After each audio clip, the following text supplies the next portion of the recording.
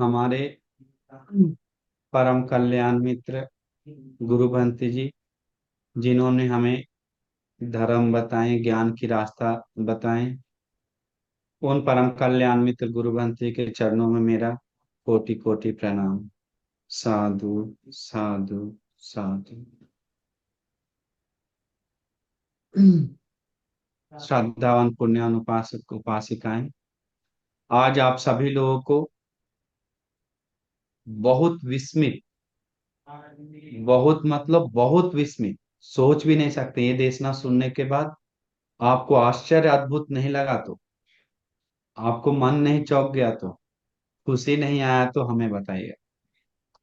मतलब एक आश्चर्य अद्भुत, दिल को छू जाने वाले, जीवन के साथ जुड़ने वाले घटना, धर्म कारण के बारे में जो विशेष गृहस्थों के बारे में भगवान बुद्ध गृहस्थ लोग को बताया गया देशना, हम आपको आज बताएंगे। शायद ही कोई सुना होगा, हमको तो नहीं लगता है ये देशना। इसलिए अनिवार्य कान खोलकर, मन लगाकर और ध्यान से, श्रद्धा पूर्वक, उसी से सुनिए, हाँ? देखिए, हम सभी लोग का अनेक में दो जीवन है। एक जीवन है अभ्यंतर जीवन, अभी हम बाहर का थोड़ा बात बता के हम मेन कारण पे घुसेंगे। एक अंदर का जीवन है, एक बाहर का जीवन। तो अभ्यंतर जीवन, बाहर जीवन में, आप बाहर जीवन क्या है बताइए। बाहर जीवन क्या है? बाहर जीवन बोलेंगे तो लोग नहीं समझ पाएगा क्या है। हम बता देते हैं। बाहर जीवन है जॉब, जीवन का बाहर है। बाहर जीवन है क्या? मेकअप, बाहर जीवन है। बाहर जीवन क्या है? खाना पीना, मस्ती, कपड़ा पहनना, ये सब बाहर जीवन है। गाड़ी बाहर जीवन है, घर बाहर जीवन है, बाहर शरीर के लिए। लेकिन अभ्यंतर भी जीवन है। ये अभ्यंतर जीवन बहुत अलग है, बहुत आश्चर्य है। वो खुद को ही दिखता है, बाहर दुनिया को नहीं दिखा सकते हैं। अभ्यंतर जीवन के बारे में खुद ही जानते हैं, मेरा कैसा लेवल है अभ्यंतर जीवन, कौन सा जगह पे है, हम कैसा, मेरा धर्म का लेवल कहाँ पर है, अंदर क्या है, दिल का स्वभाव वो खुद जानता है। कितना श्रद्धा है, कितना शील है, कितना श्रुत है, कितना त्याग है, कितना प्रज्ञा है, वो जानने का स्वभाव खुद के अंदर में है। तो आज हम आप लोग को एक विशेष, देखिए, मैं, लेकिन इस सबसे ज्यादा दुनिया के लोग किसको ध्यान देता है बताइए? अभ्यंतर जीवन को या बाहर जीवन को? बाहर जीवन को सबसे ज्यादा ध्यान देता है। सिर्फ ध्यान ही नहीं, सबसे ज्यादा इज्जत सत्कार सम्मान मिलता है बाहर जीवन को। बाहर जीवन को ही दुनिया चाहता है। जैसे कपड़ा नया नया बन रहा है, किसके लिए बन रहा है? बाहर जीवन के लिए। जैसे नया नया आभूषण बन रहा है, किसके लिए बन रहा है? बाहर जीवन के लिए। नया नया मेकअप का सामान बन रहा है, किसके लिए बन रहा है? बाहर जीवन के लिए। नया नया फोन, लैपटॉप, इलेक्ट्रॉनिक चीज आदि, मेनी यानी बहुत सारा चीज जो ये आविष्कार हो रहा है, सब किसके लिए हो रहा है? बाहर जीवन के लिए। Miss world, cricket, fight, WWF, ये सब चीज बाहर जीवन के लिए। सब चीज बहुत बाहर जीवन के बारे में बताने जाएंगे तो समय लग जाएगा। इसलिए बाहर जीवन जितना भी आविष्कार बना है, सब बाहर जीवन में है। कोई भी सुने हैं कभी कि ये मैत्री करने के कारण इसको आविष्कार मिला, ये कोरोना के कारण इसको आविष्कार मिला, मुदिता के कारण, ध्यान के कारण, गुंदरम के कारण, इसके कारण, या ये कारण इसको आविष्कार मिला, इसके कारण प्रोसेस प्रोग्रेस चल रहा है अभी दुनिया में? बात चल रहा है? कभी नहीं, कभी नहीं सुने होंगे। तो ये सारा का सारा बाहर जीवन के साथ जुड़ा हुआ है। बाहर जीवन दिखा सकते हैं, बाहर जीवन, शरीर दर्द हुआ, बुखार आया, दवा ले सकते हैं। लेकिन मेंटल डिप्रेशन आया तो, टेंशन आया तो, पीड़ आया तो, दुख आया तो, वो दवा देकर ठीक नहीं कर सकते हैं, बाहर जीवन को बोलकर ठीक नहीं कर सकते हैं। ये धर्म, आध्यात्मिक जीवन, अभ्यंतर जीवन ही उसको संभाल सकता है, सुखी है। अभी हम मेन कारण पे पहुंचते हैं। मेन कारण क्या है? हम चार सुख के बारे में बताने जा रहे थे, गृहस्थों का चार सुख क्या है। तो ये गृहस्थ लोग ये चार सुख अनिवार्य भोगना चाहिए, लेकिन भोगता नहीं है। साफ है। कोई कोई एक सुख भोगता है, कोई कोई दो सुख, कोई कोई तीन, कोई कोई चार भोगने वाला दुनिया में करोड़ में से लाख में से एक होगा। मतलब बहुत बहुत कम लोग हैं। लेकिन भगवान बुद्ध गृहस्थों को ही भोगने के लिए बताए। तो क्या है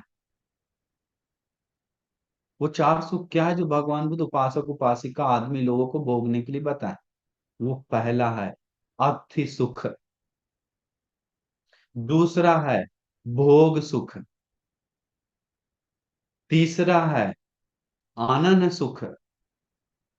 चौथा है आनवज्य सुख। ध्यान से सुनिए।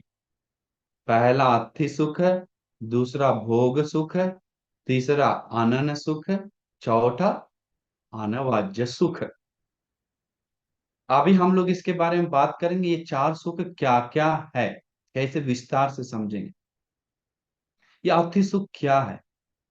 अर्थी सुख मतलब वो जो उसके पास है धार्मिक ढंग से जो कमा कर भोगा हुआ सुख के बारे में बताया भगवान। जो धार्मिक ढंग से कमा कर घर बनाया, गाड़ी बंगला बनाया, पढ़ा किया, आगे जीवन यापन कर रहा है, कुछ भी नया कुछ कर रहा है, बना रहा है, तो उसको बोलता है अति सुख।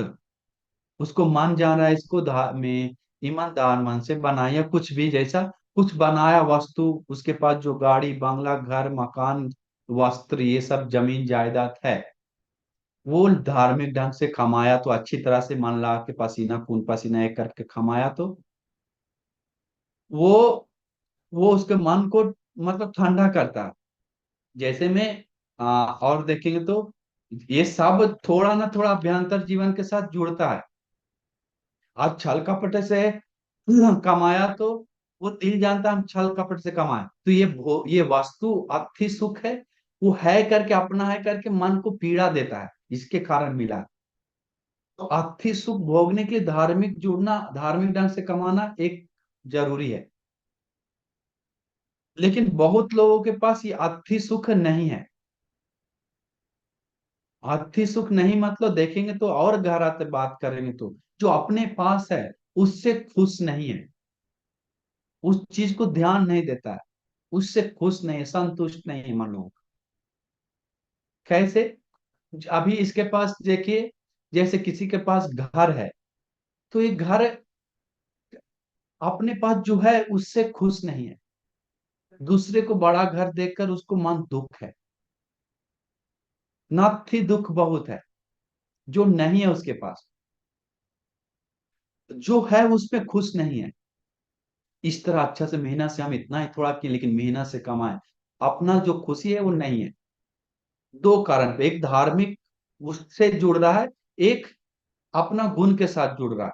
तो कैसे? जैसे में किसी के पास बाइक है तो नहीं सोचता अरे मेरे पास बाइक है, कम से कम मेरे पास ये है, इससे आराम से तो चल रहे हैं। वो सोच रहा है अति सुख है मेरे पास जो उससे खुश नहीं है, तो सोचता है कब कार लेंगे कब कार लेंगे, अरे कैसे करे कैसे करे, हमेशा टेंशन, 1 रुपए का जमा करके बहुत दुख से रह रहा है। जिसके पास कार है तो सोचता है BMW कब ले, अरे हम ऑडी कब ले, मर्सिडीज कब ले, या फरारी कब ले, या कोई और कार जो स्पेशल हो वो कब ले, लेक्सस कब ले, गाड़ी जीप कब ले, प्राडो कब ले, टोयोटा कब ले करके एक और नया सोचता है। जिसके पास गाड़ी है तो सोचता है अरे हम हेलीकॉप्टर कब ले, या रोल्स रोल्स रॉयल जो रोल्स रॉयल जो गाड़ी है वो कब ले, वो लिया तो कोई सोचता है हेलीकॉप्टर कब अपना नाम से करवा, हेलीकॉप्टर तो प्लेन कब अपना नाम से करवा, प्लेन है तो नया कुछ बनाओ मेरे लिए कुछ बनाओ, कैसा सोच कर बनाओ करके सोचता है। जो अति है उसको भोग नहीं रहा, अति सुख नहीं भोग रहा है, हमेशा मेरे पास है, ऐसा सोच सकता है। सोच साइकिल ही सोचिए, तो अरे मेरे कम से कम मेरे पास तो साइकिल है, किसी के पास साइकिल नहीं है, मेरा थोड़ा तो पुण्य है, अरे इससे काफी है मेरा जीवन यापन, हम अच्छा रह रहे हैं करके सुख से रहा। किसी का साइकिल भी नहीं है तो सोचता है अरे मेरे पास पैर तो है, किसी का पैर भी नहीं है, अरे मेरे पास तो चलने के लिए पैर है। वो अपने पास जो है उसमें सुख होता है, खुशी से रहता है। वो लोग भोगता नहीं है। क्यों? क्योंकि लोगों को संतुष्टि नहीं है, ईर्ष्या है।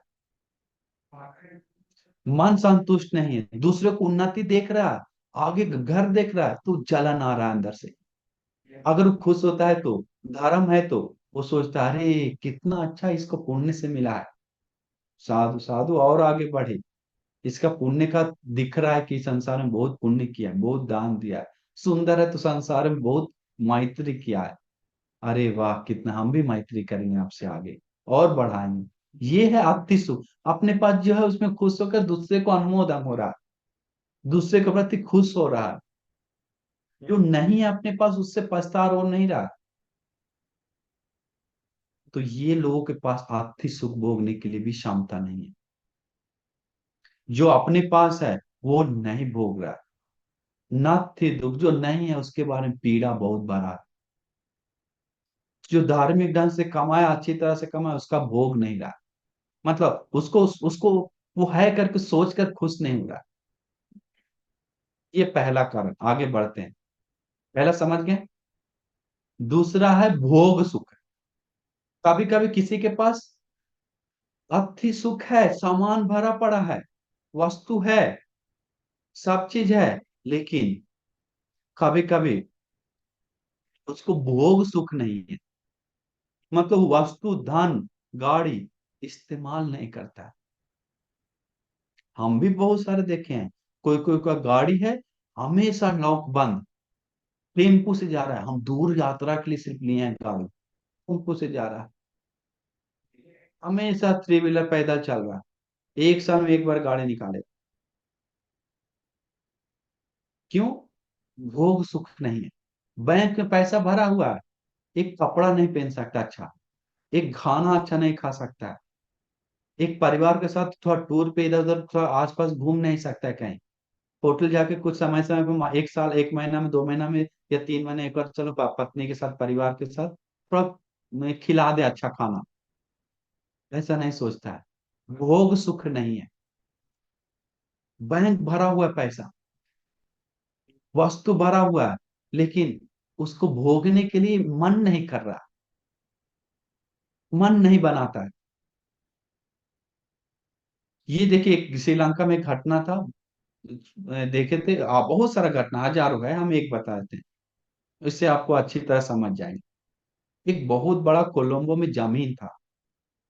तो एक बैंक मालिक को कोलंबो में एक जमीन लेना था, खोजते खोजते गया तो वो जमीन देखा, बहुत पसंद आ गया।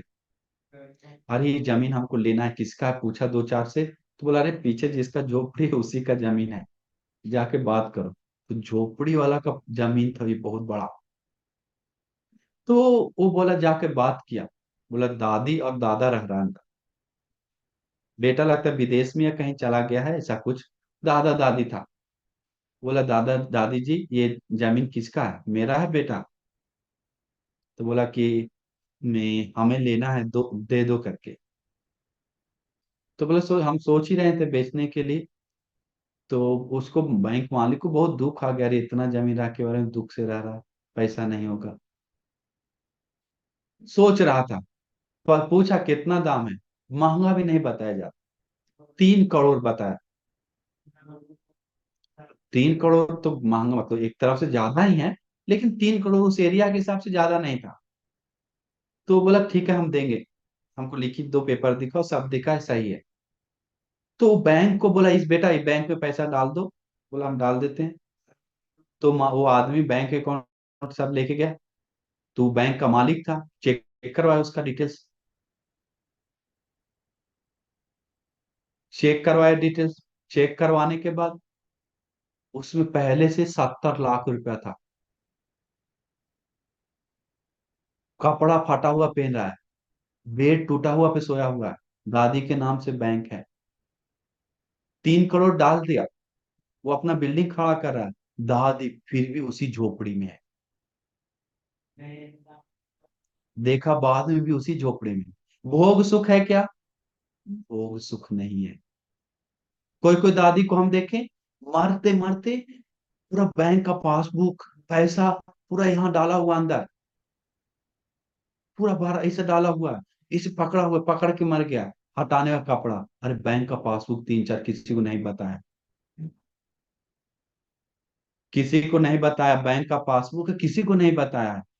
तो मैं वो सोचकर मैं बहुत विस्मित लगता है कि उसी से नहीं बिताया उसके रहते भर में। ऐसे एक नहीं दो नहीं, अनेक है घटना मेरे गांव में भी। जमींदार, बड़ा बड़ा जमींदार लोग, बड़े बड़े पैसे वाले लोग पैदल घूम रहा है, चप्पल टूटा फूटा पुराना पहन रहा है, पता लगाने को उसको पैसा बहुत है, लेकिन भोगने का मन नहीं कर रहा, भोग सुख के लिए मन नहीं घूम रहा है, भोग सुख नहीं कर रहा है। भगवान बुद्ध बताए खा पी के सुखी से रहने के लिए, वो भोग सुख है, वो भोगने के लिए भगवान बुद्ध बताए। लोग नहीं भोगता, लोगों को ऐसा भोग नहीं भोगना चाहिए तो उस धन वस्तु से शराब पी लिया, वो भोग सुख नहीं है। वो पैसा देकर बीमारी लेना जैसा है।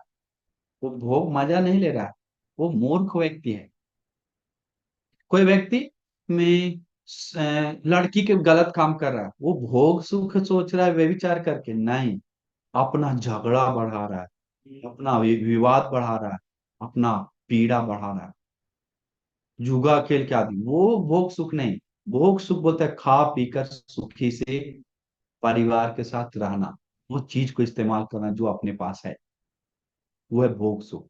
बहुत सारा नहीं है क्या, टूटा टूटा पुराना कपड़ा पहन के रहता है फटा हुआ, बहुत है, हमको तो अब याद आता है बहुत सारा, क्या बताएं। भगवान बुद्ध के समय था पुस्तक सिठानु, और इसका मट्ट कुंडली का पापा, करोड़ों का धन वस्तु था, 80 करोड़ का, लेकिन बेटा को दवा लेने के लिए पैसा नहीं दिया। कान वाला भी बनाया तो मैं अपने से ठोक के बनाया, बाहर देंगे तो पैसा लगेगा। इसके बाद अब पुस्तक सिठानो का अलग प्रॉब्लम, मर गया, घर में कोई नहीं, करोड़ों का, 80 करोड़ का धन संपत्ति सब राजा को हो गए। कारण क्या है, भोग नहीं रहा था, उसको कपड़ा फटा पहनता था, खुद ही चावल खाता था, सोता था नीचे, लेकिन धन वस्तु को लॉक करके रखता था, चाबी अंदर पेट में बांध कर यहाँ कमर में। क्यों? क्योंकि भोग सुख भोग नहीं रहा, भोग पुण्य नहीं है, भोग सुख, दिमाग नहीं है, बुद्धि नहीं है, सोचता नहीं है कि ये मानव जीवन मिला है तो थोड़ा खा पी के मिलजुल कर रहे, जाना पड़ेगा छोड़कर सभी, ताकि भोग सुख नहीं है लोग। तीसरा है तो आनंद सुख। तीसरा क्या है? आनंद सुख। कोई कोई लोग को भोग सुख उल्टा भोगता है, घमंड वाले लोग। कैसे? वो उसके पास उतना भोगने के लिए नहीं है, कोई फोन लिया तो आदमी, तो वो व्यक्ति उसको दिखाने के लिए हम भी फोन ले सकते हैं, वो घमंड के लिए लेता है, पैसा नहीं घर में, उधार से ले लेता है, पीड़ा से ले लेता है, दुख देकर। दूसरे घर पेंट कर रहा है, ये भी पेंट करवाता है, हम भी पैसे वाले हैं, तू खाली पैसा वाला है, पेंट किया हुआ है, फिर भी पेंट करवाता है। दूसरे घर सहेली कोई गर्ल्स लोग नया कपड़ा लिया तो तुम ही सिर्फ ले सकते हैं क्या? हम नहीं ले सकते हैं, दिखा देते हैं, पैसा भी नहीं है, फिर भी उधार से लेकर पीड़ा भोगते रहता है। तो वो भोग सुख नहीं है, वो पीड़ा देकर, वो आगे हम बताएंगे उसके बारे में। तो भोग सुख मतलब जो अपने पास है, वो पैसा संजोग के ना रख के इस्तेमाल करके दान देकर, वो भी भोग सुख है, दान देना भी, उससे खुशी हो रहा है, वो पैसा इस्तेमाल कर रहा है, पुण्य नाम का बैंक में डाल रहा है ले जाने के लिए। तो भोग सुख भोगना भगवान बुद्ध अनुमति की, खा पी के अच्छा से रहना, कोई सोना वाला पहन रहा है, कान वाला पहन रहा है, अच्छा नया कपड़ा पहन रहा है, ईर्ष्या मत कीजिए। तो ये भोग सुख भगवान भोगने के लिए बताए। तीसरा है आनंद सुख। आनंद सुख भी भगवान बुद्ध भोगने के लिए बताए, वो सबसे कीमती गुण है ये सुख। आनंद सुख ना, आनंद में इन, मतलब आनंद मतलब उधार है, बिना उधार का सुख। उधार के साथ रहना एक सुख है कि दुख है? बहुत बड़ा दुख है, मन भारी है, मन पीड़ा है। अरे उधार लिए अभी कुछ दिन पहले एक लड़की कॉल की थी, डिवोर्स होने जा रही है उसका पति का उधार के कारण। बच्चा इसलिए नहीं हो रहा, सिर फट रहा है टेंशन के कारण। इतना दिन में 8 लोग आ जाते हैं, अलग अलग लोग उधार लेने के लिए। तुम्हारा 1 लाख लिया, 1.5 लाख लिया, 5 लाख लिया, 6 लाख लिया, तो वो सुख से सो पाएगा क्या परिवार? वो सुख है क्या मन का? नहीं, ये आध्यात्मिक सुख से जुड़ा हुआ है। वो सुख नहीं भोगता है। आनंद सुख उधार के बिना। सिर्फ वस्तु ही नहीं रहा, सिर्फ धन ही नहीं, आनंद सुख। जैसे में कर्तव्य भी आनंद सुख में आता। कोई पापा है, पापा बच्चा अपना बच्चा का कर्तव्य नहीं निभा रहा है, तो अच्छा से पढ़ा खिला नहीं रहा, बड़ा वो बेटा बेटा दुष्ट निकल गया, तो पापा का दुष्ट होकर पापा का पैसा इस्तेमाल कर रहा है, खा पी रहा है। वो पापा के प्रति उधार है, मम्मी के प्रति उधार है।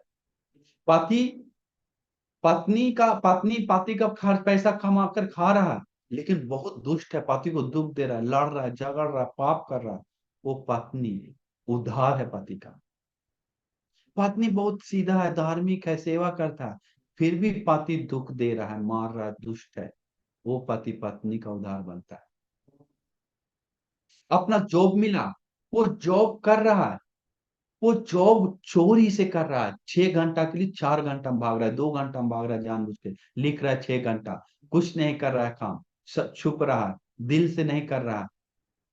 वो आनंद उधार है दुकान का, कंपनी का।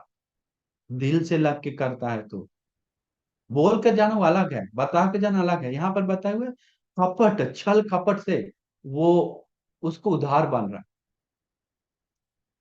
तो वो एक स्कूल टीचर देखते हैं, बहुत सारे गवर्नमेंट स्कूल वाले लोग, गवर्नमेंट से पैसा मंथली मिलता है, स्कूल नहीं जाता है, सिर्फ रजिस्टर पे ओके होता है।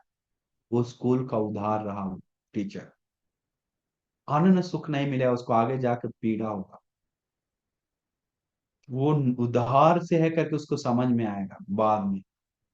एक उदाहरण देते हैं, बहुत मस्त उदाहरण, बहुत दिल को छू जाने वाला उदाहरण। इतना छुएगा कि आपको मत पूछिए। एक भंते जी, हमारे बड़े भंते जी एक थे श्रीलंका में, प्रवचन देने के लिए एक बहुत बड़ा स्कूल में गए। बहुत सारे बड़े बड़े बच्चे लोग था, छोटा बच्चे लोग था।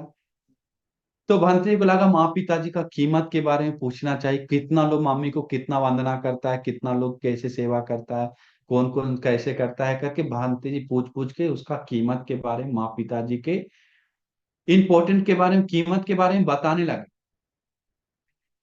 प्रवचन खत्म हुआ।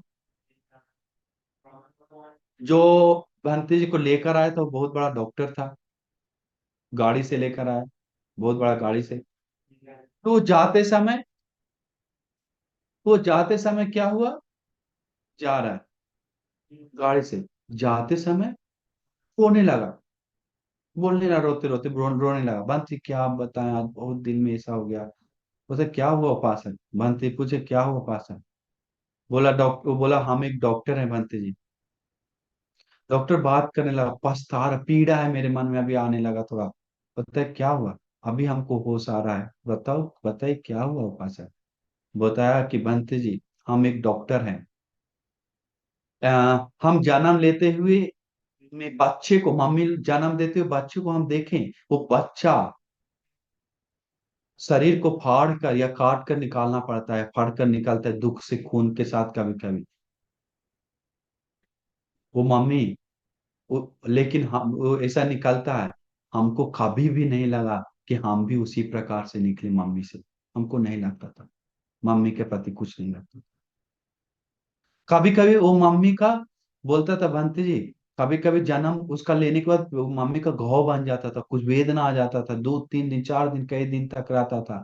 वो मम्मी वो वेदना को सहा कर रहता है, कभी टेबलेट लेना पड़ता है, फिर भी बंटी जी हमको नहीं लगा मेरा मम्मी भी ऐसे मेरा जन्म दिया इस तरह से। बंटी जी एक और बात है, वो मम्मी अपना बच्चा को कभी कभी हम देखे 100 बार चूमता है पैर को, 100 बार चूम चूम कर बार बार चूमता है। और मैं चूम कर वो अपना दुख को हल कम करता है। हमको नहीं लगा कि मेरा मम्मी भी ऐसे किया, लेकिन अभी लग रहा है, समझ में आया, मेरा मम्मी भी उसी प्रकार हमको चूम चूम कर कितना बार तलवा चूमा होगा, प्यार दिया होगा। बोला लेकिन, बोला मेरा मम्मी मतलब कितना बार तलवा चूमा होगा, लेकिन हम जीवन में एक बार भी मम्मी का, एक बार भी जीवन में मम्मी का पैर को नहीं चूमे बंटी जी। अभी आज मम्मी मेरे बीच नहीं है, हमको मन बहुत दर्द दे रहा अंदर से। आपके प्रवचन बोलते समय लगा अगर मम्मी जिंदा रहता तो हम सबसे पहले दौड़ कर जाकर मम्मी को पैर को चूमते। लेकिन बंत जी, मिस कर रहे हैं मम्मी को, अभी मम्मी नहीं है, बहुत दिल को भारी लग रहा है। बंत जी, हम एक डॉक्टर हैं, अभी डॉक्टर ऐसा ही नहीं बने। मेरे पापा सिलाई मशीन दर्जी था, पैर से सिलाई मशीन चलाता था, उनका पैर बेंट हो गया था, नस दिखने लगा था, कुरूप हो गया था, चला चला के फट गया था एड़ी। इतना दुख से मशीन से चला चला के हमको पढ़ाया। बहुत पैर कुरूप हो गया था, बहुत पैर अलग हो गया था, हम देखते थे कठोर हो गया था। लेकिन भंत जी, ऐसे बताया, हमको याद है इतना काला हो गया था, पैर खराब हो गया था बंती, मत पूछिए। लेकिन बंते जी वो पैर जीवन में एक बार भी चूम कर वंदना नहीं कर पाए, एक बार भी नहीं। मुझे इसके लिए बहुत अवस्था, मतलब एक भी अवस्था, एक भी मौका नहीं मिला कि चूम के वंदना कर सके। अभी मेरे पापा अभी नहीं रहे, मेरे बीच में नहीं है, पापा भी नहीं है। वैसे बोल बोल कर रोने लगा, अभी रोने लगा बंत जी। फिर आधा घंटा से भी ज्यादा गाड़ी में समझाया, सिर पे हाथ रख, उपासक अभी बीत गया जो छोड़ दीजिए, अभी से होश आई, समझाया समझाया। बंत जी बताएं उतरते समय उसके आंख नामी का नामी रह गया, कोई मुस्कान नहीं। वो पीड़ा गया नहीं बताने का, वो दुख दिल में ही था। बंत जी को समझ में आ गया, उतर के हाथ रख के चले गए सिर पे। तो आश्चर्य लगता है, ये क्या है? ये कुछ और नहीं, उधार माँ का लिया हुआ पीड़ा दे रहा, आनंद सुख। माँ का जो सेवा लिए, लेकिन माँ को हम कुछ सेवा नहीं कर पाए, कर्तव्य नहीं निभाए, अपना कर्तव्य से जो हट रहा है वो बाद में पीड़ा भोगता है। उस पीड़ा को किसी वस्तु से, धन दौलत, डॉक्टर है, करोड़ का गाड़ी, अपना गाड़ी है, बंगला है, लेकिन मन का पीड़ा है, उसको कौन दूर करेगा? आप दूर करेंगे, हम दूर करेंगे, कौन करेगा? वापस माँ आएगा? नहीं। तो इसीलिए समझना चाहिए, आनंद सुख भोगना चाहिए, किसी चीज का उधार नहीं होना चाहिए। माँ को प्यार देना चाहिए, कहा वो इज्जत करना चाहिए, सेवा करना चाहिए, हम अपना कर्तव्य पूरा निभाएं करके मन जो खुशी देगा वो खुशी कहीं नहीं मिलेगा। वो कर्तव्य वैसे ही हम लोग करना चाहिए, उधार नहीं होना चाहिए। वो भी एक बहुत सबसे बड़ा, वो दोनों से ज्यादा बड़ा सुख ये है, आनंद सुख। अति सुख, भोग सुख तो दिखा सकते हैं, आनंद सुख वो अंदर पीड़ा देता है कभी कभी नहीं है तो। इसलिए हमेशा सोचना चाहिए आनंद सुख भोगने के लिए। देखिए, एक आनंद सुख का एक धर्म, धर्म के साथ जुड़ा हुआ बात बताते हैं। एक दिन एक मम्मी जी में मरने वाली थी, हॉस्पिटल में एडमिट थी, 89 उम्र था, लगभग 89 था, 89। वो मम्मी जी, उसका बेटा तीन चार था, सारा बेटा लोग में एक बड़ा भंती जी को लेकर गया, वो भंती जी का प्रवचन सुनता था वो मम्मी, इसीलिए बोला वो भंती जी को मेरे में बुला के लेके आए। तो भंती जी को गाड़ी में बैठा के लेके जा रहा था बुला के। तो मैं गाड़ी में जाते समय बोला, भंती जी आपका ही प्रवचन मेरा मम्मी सुनती है, बहुत आपके प्रति बहुत पसंद है, आप अंतिम समय कुछ बोल दीजिए, कुछ बात कीजिए, ठीक हो जाएगा। तो मम्मी, बंदी सोच रहे थे मम्मी को अब क्या बताएं, अंतिम समय जा रहे, कुछ बोल देंगे, मन में पकड़ कर गांठ बांध के मर जाएगा तो और प्रॉब्लम है, क्या बताएं करके बंती जी सोच रहे हैं। अब उम्र ज्यादा है, क्या कुछ बोल दें, कोई पीड़ा क्या आ जाए, कौन जानता है। तो वो बंती सोच सोच के जा ही रहे थे, जाते जाते हॉस्पिटल पहुंच गए। हॉस्पिटल पहुंचते ही में अंदर जाते हैं, हॉस्पिटल जाते हैं, अंदर गए, देखते ही वो माता जी, मम्मी जी उम्र वाले थी, बंती जी को देख के बहुत सुंदर से मुस्कुराने लगी। बहुत सुंदर से मुस्कुरा रही है वो मुस्कान, बंती जी को अभी भी याद था, बोल रहे थे बहुत समय श्रीलंका में वो बनती है, अभी भी याद है बोल रहे थे। तो मुस्कान के बाद क्या हुआ, मुस्कुरा इतना सुंदर से मुस्कुराए, बंते समझ गए, बंते बोले मम्मी हम आए हैं मम्मी जी का मन ठंडा करने के लिए थोड़ा बात करके। लेकिन मम्मी जी, बंते बोलते हैं लेकिन अभी लगता है कि ठंडा करने का जरूरत नहीं है ना मम्मी जी, सब तो ठीक लग रहा है, मन से प्रसन्न ही है। तो मम्मी क्या बोलता है पता है, हे बंते जी तुम बहुत खुश हैं, हे बंते हम बहुत खुश हैं, कितना खुश हैं कि मैं बोले हमें खुशी से रहने के लिए जो हमें जो धर्म मिल गया, ऐसे बोला, इतना खुश है जो खुशी से देने वाला जो चीज था हमको मिल गया, कोई चीज का मेरा मन में पीड़ा नहीं है बनते। हम अपना कर्तव्य भी बेटा को अच्छे पढ़ाएं और धर्म का काम भी की, हमको कोई दुख नहीं है। बात करते हैं, बताने लगा धर्म का काम कि हम अपना मम्मी पापा को भी सेवा की, बच्चों को भी सेवा, दान पुण्य भी किए, शील आचरण भी किए। मेरा मन अभी लग रहा है कि अभी भी चल जाए तो कोई दिक्कत है, अभी भी चल जाए। पूरा खुशी से बोल रहा, मम्मी को कोई पीड़ा नहीं है, दादी को अनन्य सुख भोग रहा है, उधार नहीं किसी चीज का, अपना भी पुण्य भर कर जा रहा है। कैसे धर्म के कारण आजकल मरते समय ऐसे रहता है क्या? नहीं, कितना पीड़ा लेके मरता है। तो आनंद धार्मिक ढंग से, धर्म के अलावा कोई, तो इसीलिए वो आनंद सुख भोगना चाहिए। छोटा सा कारण लेके लोग, जैसे पति पत्नी एक बात को लेकर 6 6 साल 7 7 साल बात नहीं करता, विस्मित है। एक श्रीलंका में था, एक छोटा सा बात क्या बोल दिया, 3 महीना बात नहीं किया, पत्नी पति बोला तुम हमको नहीं चाहिए जीवन भर, अगले जन्म संसार में कभी तुम्हारे जैसा ना मिले करके बोल दिया, तुम्हारे जैसा जैसा पति हमको ना मिले करके। बस उसको माने पीड़ा हो गया, इतना प्यार करते इतना सब करते, सब बोल दिया, 3 महीना बात नहीं किया दो। वो अलग चीज हम बताएं, छोड़िए वो सब। तो अनन्य सुख है, मतलब जैसे मैं अपना कर्तव्य नहीं निभाता है, वो उधार ना रहकर अपने अच्छी तरह से रहता है, वो अनन्य सुख। मतलब गलत तरीके, जैसे मैं एक हम अ, जैसे में हाँ, एक वकील था, बहुत बड़ा वकील। वो वकील कितना बड़ा था, वो बहुत दिमाग वाला था, हम पहले बताने लगता है।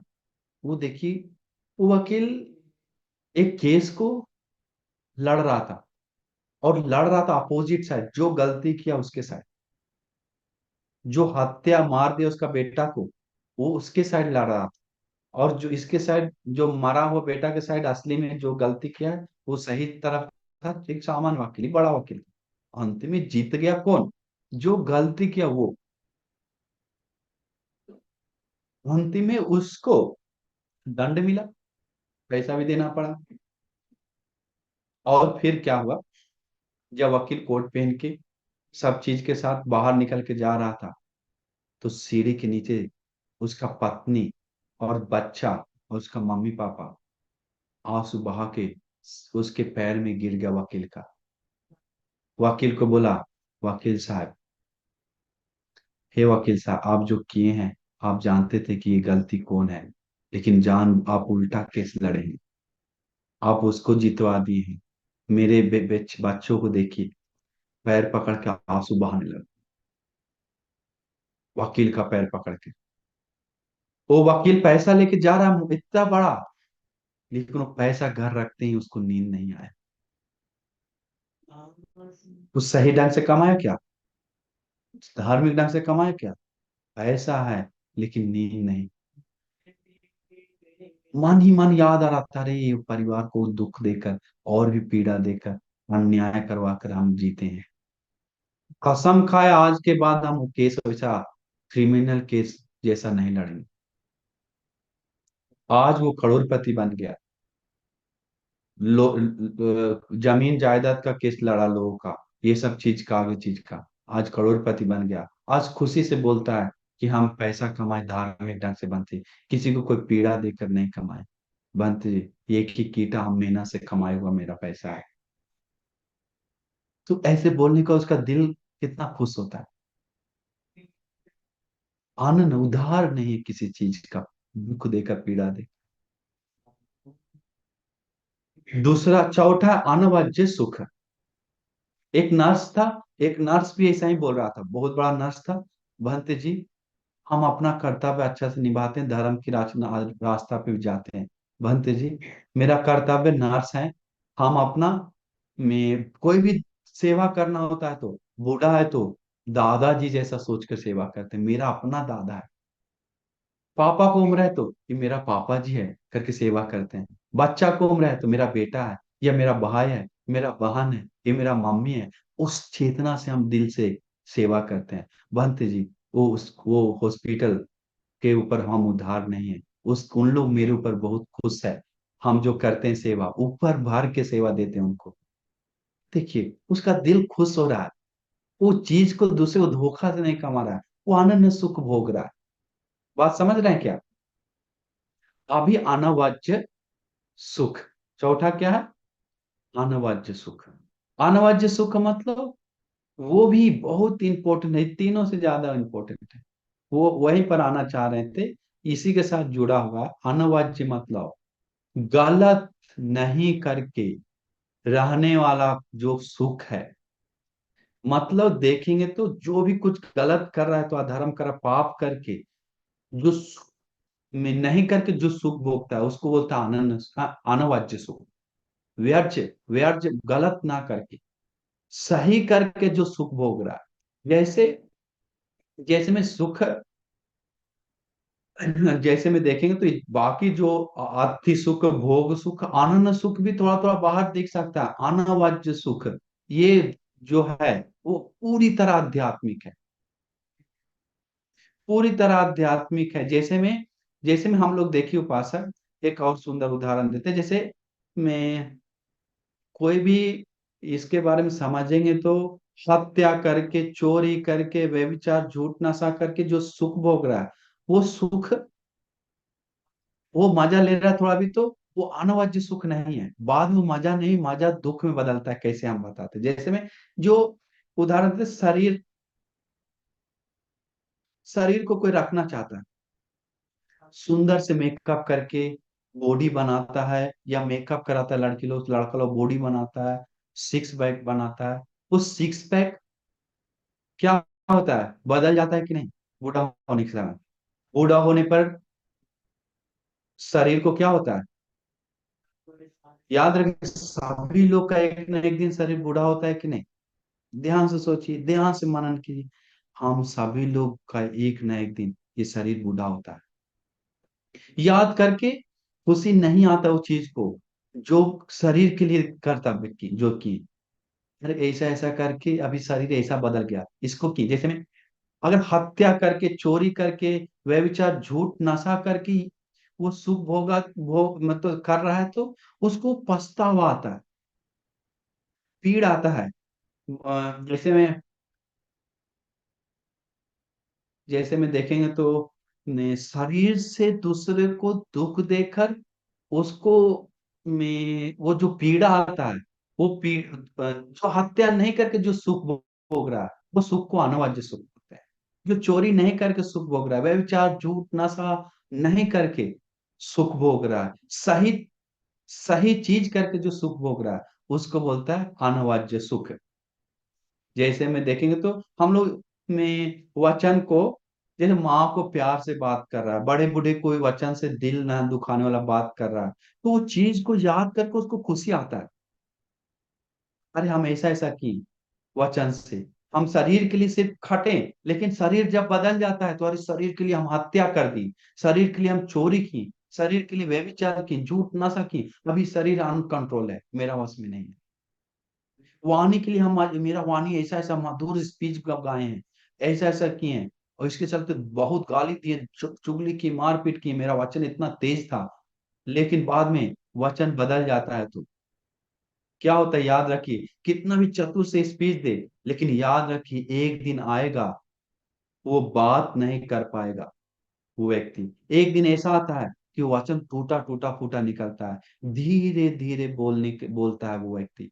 बोलते समय लार गिरता है दो साइड, गिरते समय लार गिरते समय बात करता है, आवाज टूटा फूटा निकल रहा है। वैसा दिन आएगा, वैसा दिन आने के बाद जो वचन से दूसरे को दुख दिया है या वचन से पीड़ा दिया है, वो पीड़ा उसको याद आता है, अनिवार्य याद आता है। इसलिए वचन को राख लीजिए, झूठ नहीं बोली, चोरी नहीं कीजिए, और सही से, मतलब सोचिए, किसी को दिल दुखाकर वो वचन हम क्यों बोले, किसी दिल दुखाने वाला वचन हम क्यों बोले, झूठ बोले, हम क्यों झूठ बोलकर दूसरे को फंसाएं, हम क्यों दूसरे को गाली देकर दुख पीड़ा दें। ये शरीर से जो ताकत दिखाते हैं, ये शरीर के ताकत दिखाकर घमंड होते हैं, मारते पीटते हैं, लड़ते झगड़ते हैं, याद करिए ये शरीर एक दिन आएगा, ये शरीर को हाथ से एक चावल दाना नहीं उठा सकते, कांपेगा। हाथ से एक मच्छर तक हटा नहीं सकते हैं, ये एक दिन आएगा। याद रखिए, एक चावल हाथ भी नहीं उठा सकते हैं, शरीर भी नहीं उठा पाए, कोई आदमी आएगा उठाने के लिए, कांपेगा शरीर। सुंदरता सब पानी में, शरीर के लिए, जिसके लिए ताकत बनाने के लिए बहुत लड़े झगड़े हिम्मत दिखाएं, वो सब पानी में। तो उस चीज को याद करके पछतावा आता है खुद को, अरे हम जिसके लिए बहुत गलत किए, वो अभी हमारा अंक अवश्य में नहीं है। वो पीड़ा आता है उस चीज को याद करके, वो चीज को गलत करके, गलत किया जो उसको पीड़ा देता है, अनुवज्य सुख नहीं है। अरे हम इस शरीर को खटा खटा के लोगों को सेवा की, अरे हम शरीर को नहीं देखें, लेकिन हत्या ना, चोरी ना, व्यभिचार, झूठ ना, सही, ये सब ना करके लोगों को सेवा की, मदद किए, दान दिए, पुण्य किए, वचन से धर्म दिए, वचन से सेवा की, प्यार का वचन बोले हैं, ऐसे ऐसे मदद की करके वो व्यक्ति अंतिम समय याद करता है तो, अरे हम जितना शरीर का जो इस्तेमाल करना था सब सही इस्तेमाल की। अभी शरीर काट के कोई फेंक भी देगा तो कोई मतलब कोई दिक्कत नहीं, गाड़ देगा भी तो कोई दिक्कत नहीं, नहीं उठ रहा है कोई बात नहीं, हम जितना करना था सब कर लिए शरीर से, अब जरूरत नहीं, काम ले लिए तुम्हारा, करके वो दिल उसको बोलता है, दिल उसका खुश होता है, दिल उसका प्रसन्न होता है। इसलिए वचन, शरीर का क्रिया ऐसा कीजिए जो दिल को सुकून लाए, खुशी लाए, वो अनवद्य सुख भोगी। एक एक माता जी रोते हुए बंती जी के पास आया, बहुत दुखी चेहरा दिखाकर, बहुत दुखी चेहरा, आंख में भरा हुआ था, वचन बोला भंते जी के पास जाकर। तो भंते जी के पास हाथ जोड़कर नमन करके मैं बोलने वाला ही था कि भंते जी बोल दी कि क्यों मम्मी जी, मैं आपका आंख में आंसू क्यों है, क्यों माँ आप रो रहे हैं, क्यों माँ। माँ बोलते ही वो और जोर से रोने लगा, जोर से, इतना जोर से रोने लगा, करके रोने लगा। बंटी बोले कि मत रो, क्या हुआ माँ आपको, माता जी क्या हुआ मम्मी करके पूछा। तो रोने लगा बहुत। 15 मिनट बाद बंटी बोला रो लो पहले, रो लीजिए अब फिर बाद में बात करें। 15 मिनट रोया, 15 मिनट रोकर आकर पूरा मुंह धोने के लिए उठ कर गया, मुंह धोकर चेहरा धोकर मैं बोला भंत जी हम जा रहे हैं, ऐसे बोला। बोला भंत जी, बोला तुम्हारा प्रार्थना जो पूछने के लिए आया था, झुका था, कुछ पूछे नहीं मम्मी जी माँ। बोला मैं, वो एक बात बोला, भंते जी मेरा दो बच्चा है, एक 10वीं में है, एक इंटर में है, दोनों लड़का, मेरा दो बेटा है, दोनों को पढ़ा रहे हैं, अच्छा से लिखवा रहे हैं, सब कर रहे हैं, लेकिन वो दोनों एक भी बार माँ कहकर नहीं पुकारा हमें, माँ नहीं बोला। लेकिन मैं लेकिन आप एक मतलब मैं कैसे बोले, मैं बोला था, मतलब देखिए एक बेटा जैसे अपना बेटा होकर माँ का कर नहीं पुकारा है, तो उसको कितना दुख आया। क्या करे, मतलब बेटा ऐसा नहीं करके मर जाएंगे हम नहीं तो हम पीड़ा किसको दुख बताएं, किसको बताएं, करके हम बोलने के लिए बंत जी आपके पास आए, लेकिन आप आश्रम आए पीड़ा ढोआ मन ठंडा करने के लिए, लेकिन आप माँ बोलते ही मेरा वो माँ का जो अधूरा था वो खत्म हो गया। बोला बंती बोले, अरे माँ माँ माँ जी, माँ आप छोड़िए बेटा लोग का माँ बुकरना, यहाँ आइए हम सब लोग बंती लोग मिलके माँ बोलेंगे आपको। और भी बल उधर उधर श्रद्धा अनुभव माँ बोलेगा, आप इधर आइए रोज। वो उस दिन से हर दिन वो आज भी आती है, हंसते हुए झाड़ू लगा साफ करके खुशी से जाती है, धर्म की रास्ता पे जाती है आज भी। तो देखिए एक वचन माँ का वचन सुनकर उसको एक वचन से कितना सुकून मिला, कितना मन ठंडा हुआ। कोई कह सकता है उसका जीवन, उसको पूरा जो आशा था लगता है माँ सुनने का विचार वो पूरा हुआ लगता है। तो बेटा बोलता, रियलिटी में बेटा बोलता तो उसको और भर जाता, लेकिन बेटा नहीं बोला। तो वचन से दुख दे रहा है मम्मी को, बाद में उसको पछताना नहीं पड़ा तो बोलिएगा। इसलिए माँ पिताजी उत्तम है, श्रेष्ठ है करके समझना चाहिए। आप सभी लोग इसीलिए अनवज्य सुख, सही गलत ना करके सही करके जो भोगने वाला सुख है वो सुख भोगिए। अति सुख जो अपने पास है, भोग सुख उस चीज को भोग है करके उसमें खुश रहना, भोग सुख चीज भोग सुख उस चीज को भोगना, अ- अच्छी तरह से इस्तेमाल करना, दान पुण्य करना। अति सुख भोग सुख कंजूसी को दूर करके, और अनन्य सुख बिना उधार में जीवन यापन करना, अनवज्य सुख सही तरीका से, बिना गलत करके सही तरीका से में रहना, उस चीज को जो मन में खुशी आता है वो भोगना, अनवज्य सुख। ये चारों सुख आप लोग भोगना चाहिए, हर गृहस्थ लोग, हर उपासक उपासिका लोग। नहीं भोगते हैं तो वहां पर कहीं ना कहीं फॉल्ट है आप लोग का।